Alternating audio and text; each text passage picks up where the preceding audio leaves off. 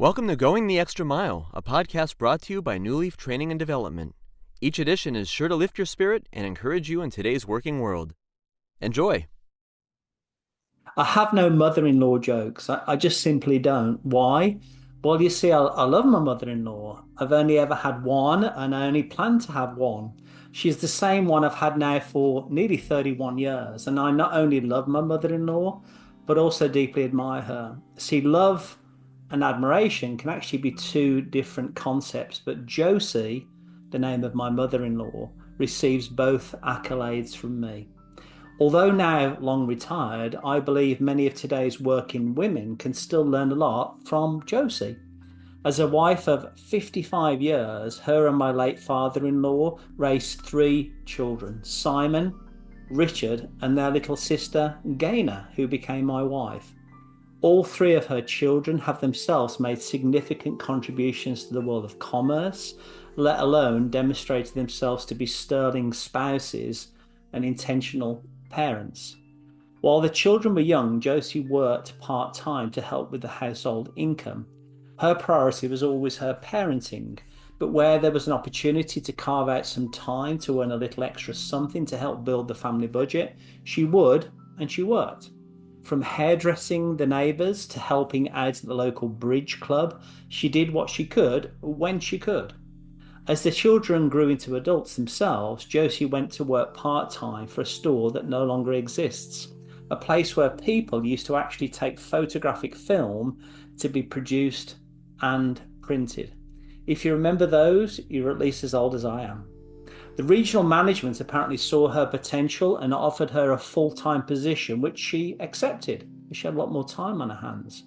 Before long, she was promoted to become manager of the store, and she supervised three employees. She managed inventory and took the lead role on welcoming people into the shop.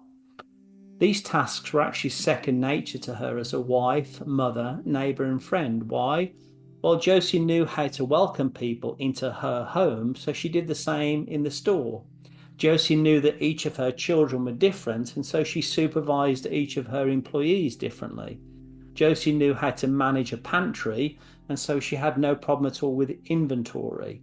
Her wisdom from her primary role as a homemaker served others well in her role as a workplace supervisor.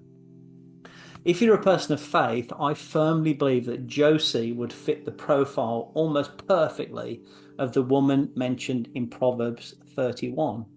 I'm sure in 2025 there are some, maybe younger people, thinking this story is quaint and cute, but somewhat patriarchal. To some extent, that would be true. My father-in-law was the primary breadwinner. He was, in the traditional sense of the word, the head of the family.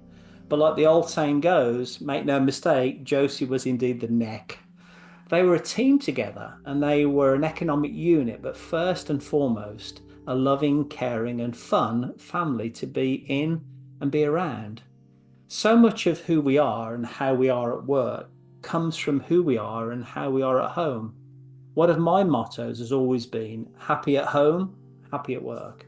Sadly, I found that when some people focus too much on the latter, the former suffers. But interestingly, when we prioritize our marriage, prioritize our family, and prioritize our neighbourly relations, our work seems to work better.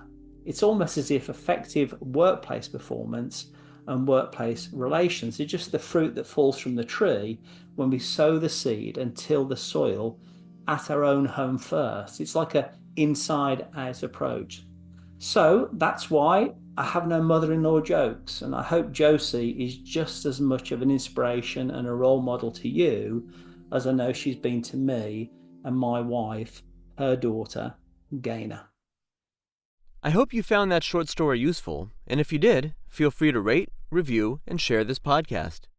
We'll be back next week with another episode, and we also invite you to check out our other weekly podcast, Take 5, an inspiring interview with a leader worth listening to. Bye for now.